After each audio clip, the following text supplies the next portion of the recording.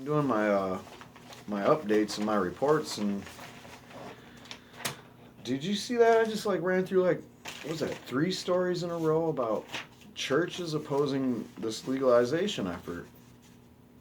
Kind of weird, ain't it? All at once, just boom, like on a Sunday even. Well, it ain't Sunday anymore, but you know, all day I was looking for some marijuana news on Google. That's what you type.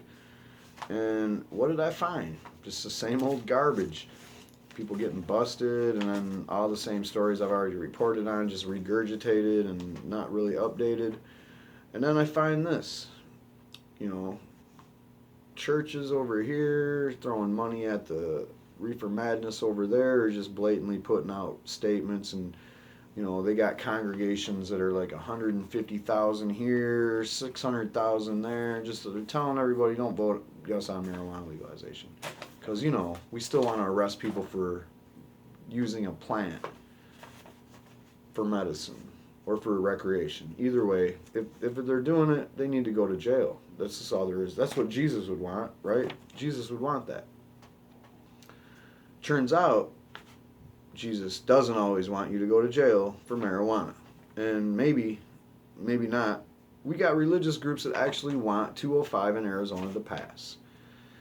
And that's kind of a relief. And when I read you this, I'm going to bullet this right off because this is beautiful.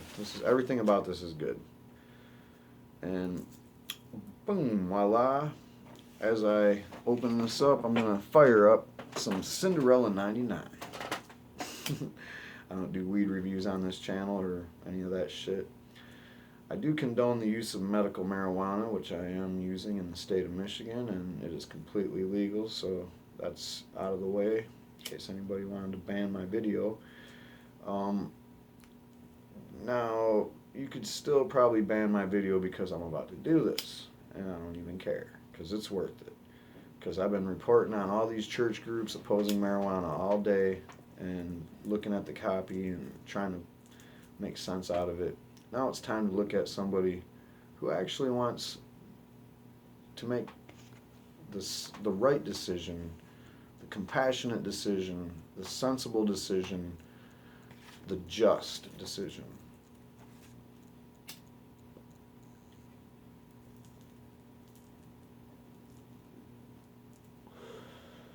This is a KPHOKTVK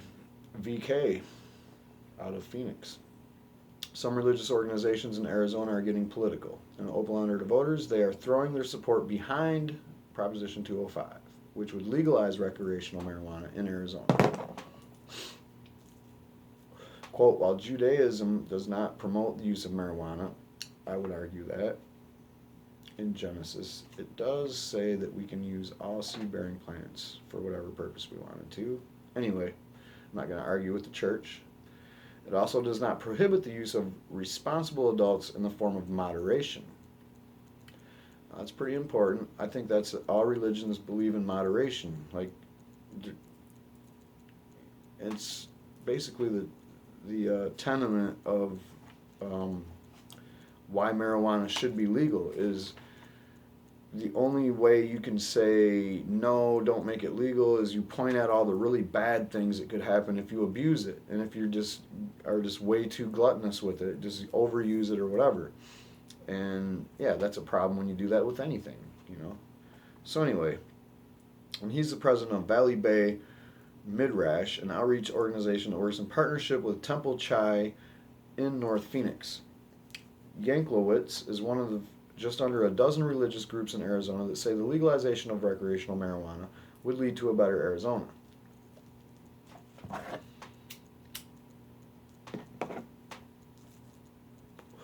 Quote, the Jewish community in Arizona, or in America, understands the crucial need for criminal justice reform. And that's another thing I didn't really put too much emphasis on in all these videos is we need to reform the criminal justice system. And Obama is he's doing good things with all these releases of nonviolent drug offenders. I think he's almost hitting 900 at this point, which is a record for what he's doing. But why not stop? Why stop there? Why not go all the way? Why stop at releasing people that have already spent most of their good part of their life in prison for a nonviolent drug offense, why stop at just letting them out? Why not just go back to what's happening? And the bottleneck isn't them getting out. The bottleneck is them being there in the first place. So you have all these cases right now, and all these arrests that are going to be made tomorrow, and all these people that are currently sitting in jail because of a sentence that they are serving for marijuana.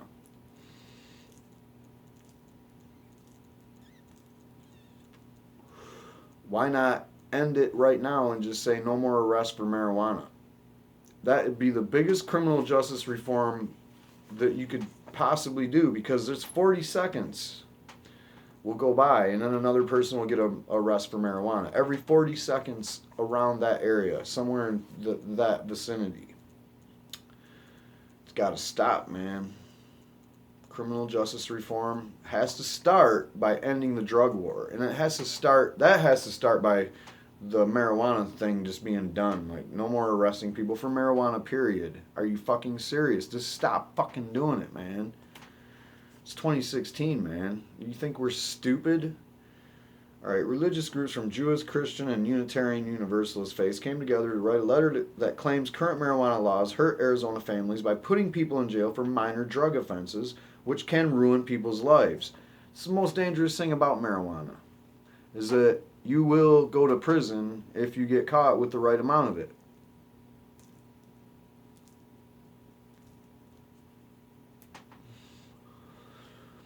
I could smoke this whole joint and still knock this report out with no problem, because marijuana does not intoxify you like alcohol. Alcohol will, if I drank this whole beer before this report would be done, you could tell. I probably wouldn't even be able to finish it properly. I don't condone people to use substances just because I'm doing it. I'm just telling you that there's really no point in what I just do. There is none. I'd probably edit this right off the clip if I had a choice, but I don't even edit my clips right now. In the future I might, and I do make edited clips that are on the rollout.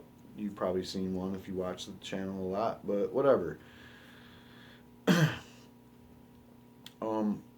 People forget that an arrest can destroy somebody's life, said Reverend Alexander Sharp. Sharp is from Clergy for a New Drug Policy, a national organization aimed at improving lives by decriminalizing marijuana. Quote, the tagline of our organization is healing, not punishment, and I think that applies to marijuana, he said. And he's probably trying to hint to the bigger organizations and churches that healing, not punishment applies to all drugs, because healing, not punishment should be the church's position on harder drugs as well. Incarceration, no. We want to give people a chance to rehabilitate themselves. And prison is definitely not in the business of rehabilitating anybody, especially from drugs. All right, the organization's mission is to mobilize clergy on behalf of an agenda that ends the war on drugs by allocating resources to education, treatment, and public safety. This is a matter of faith for me, Sharp continued. The Jesus that I know didn't go around arresting people. He went around reaching people's hearts and minds through mercy and compassion. The God I know loves us all and wants us to flourish, and you can't flourish in jail. With some of the religious leaders support Proposition 205, others do not, and we already covered them. The No on 205 campaign did release this statement. The No on 205 campaign is proud to have the strong support of many Arizona and national faith-based communities, including the Bishops of Arizona Catholic Conference, the LDS Church, and organizations such as the Center for Arizona Policy. That's it. That's the only ones. These leaders are among the broad coalition of businesses, educators, elected officials, law enforcement officials, healthcare professionals who understand the disastrous, unintended, and inevitable ramifications of passing Prop 205. Whether from a family and faith-driven perspective, an economic perspective, or a public health and safety perspective, Prop 205 is just bad policy, plain and simple.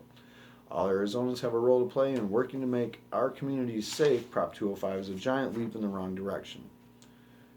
That's Annie Vogt, VOGT, from No on Prop 205, in case you want to witch hunt her and drop her some email. Tell her about, the fact that arresting people for marijuana is just not something Jesus would want. I think I've done enough of this. I'm going to read the letter that the clergy letter to Arizona voters says, word for word, and then after that, I'm going to go through the list of people that signed this letter. And I'm not going to read their names because you don't know them.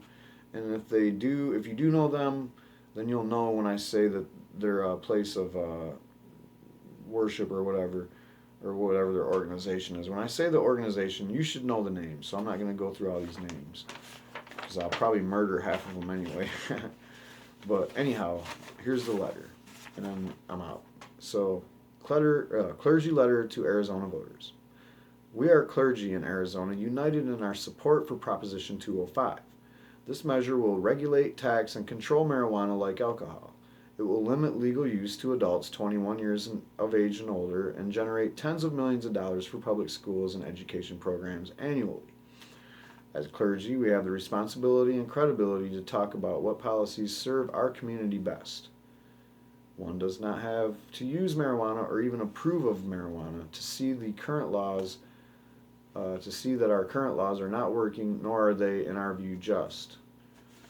In Arizona, taxpayers spend millions of dollars annually to arrest, prosecute, cite, and process thousands of people, disproportionately Latinos and African Americans, for possessing small amounts of marijuana. Over 150,000 adults have been arrested for marijuana possession in Arizona since 2005. These arrests, even when they do not lead to incarceration, ruin lives. For decades, marijuana prohibition has been inefficient, wasteful, and counterproductive. By all measures, Arizona marijuana laws have failed. In addition to the millions of dollars spent on enforcement, our police waste precious time enforcing these policies. This is the time that they could be directed towards preventing violent crimes. Despite all these efforts, about 3/4 of teenagers in national surveys consistently report that marijuana is fairly easy to get. Fairly or very easy to get, teenagers in America. As we seek to teach compassion and love, it seems inconsistent to support, in cases of private, personal, adult marijuana possession, the use of police guns in courts. I love that one.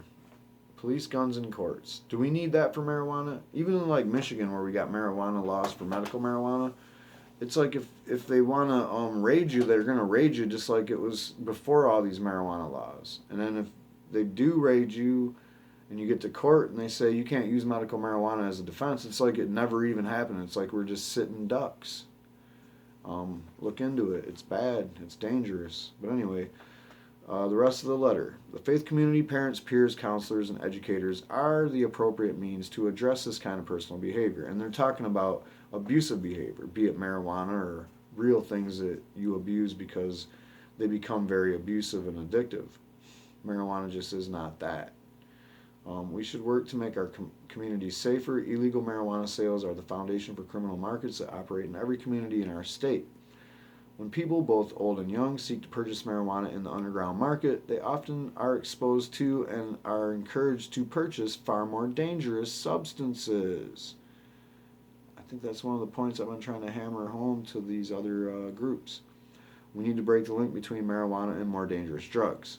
And we can do so by shifting sales of marijuana out of the criminal market and into regulated businesses that check IDs and generate tax revenue for needed services.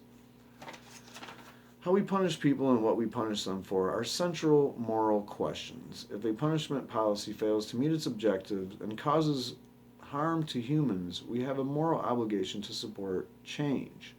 Our laws punishing marijuana use continue to cause significant harm to individuals, families, and society.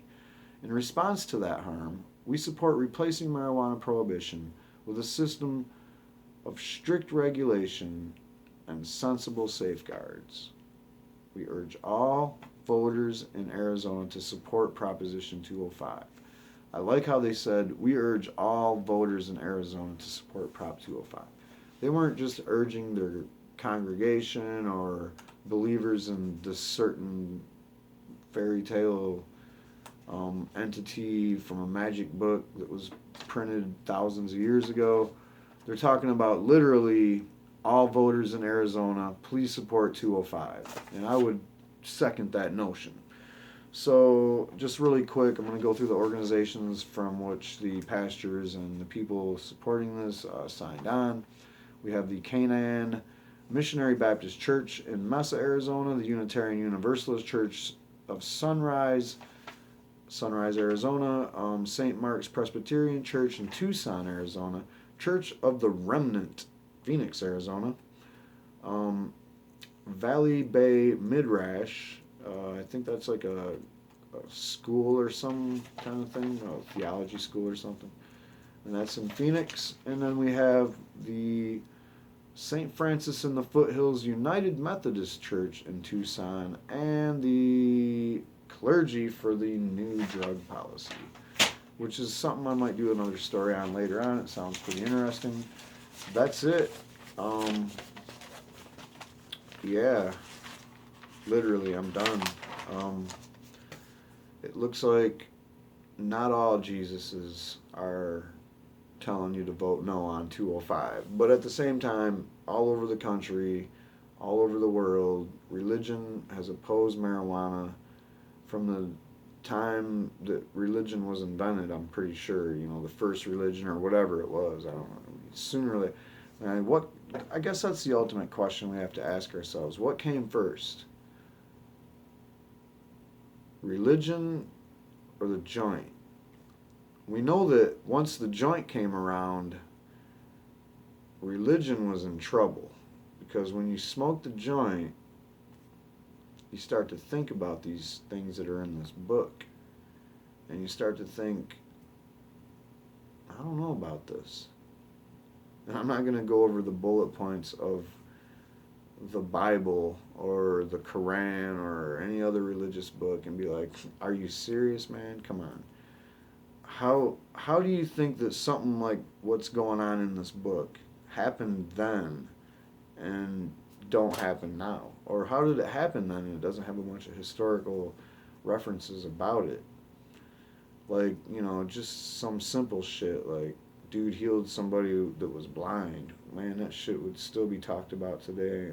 You wouldn't even have to read a book about it. It would be like people would just be still talking about it today. You know what I mean? And then, of course, there's no history that really is reliable about it, and that's where I'm going to leave that. But at the same time, I commend these religious organizations who are already liberal in the sense that they're non-denominational and probably accepting of people, whether they're of the LGBT community or smoke marijuana. They're the ones that do the real work with the community, and not these ones that say they need marijuana to be illegal so that they can continue their community services, which include helping homeless people. It sounds like they want marijuana to be illegal because it makes more homeless people. It's just bad optics and whatnot. So as I just got done doing all these stories about religious groups and whether they oppose marijuana or whether they don't, I come to the conclusion that the compassionate marijuana position is legalization. And I didn't have to go to the church groups to find that out. I just looked at the situation and I said, well, you either get caught with marijuana and it's a big deal, you go to jail, you got court, you got probation and blah, blah, blah, record. That's not very compassionate. So if you're a church and you're supporting that kind of policy where people get arrested for marijuana and go to prison, you're not a very compassionate church, and Jesus probably wouldn't agree with you, and I wouldn't think he would agree with you at all about any of your positions on marijuana or any of the reefer madness that you spewed about it making people lazy or lose their jobs or destroy the whole economy. The kids are going to discover marijuana. I don't know. I can't keep going on. I might have to do some more of this religion cracking down on marijuana thing, but eventually I'm going to do a tie-in clip where I'm going to tell you the whole history on religion opposing marijuana, because they're the longest standing enemy of marijuana, religion in general.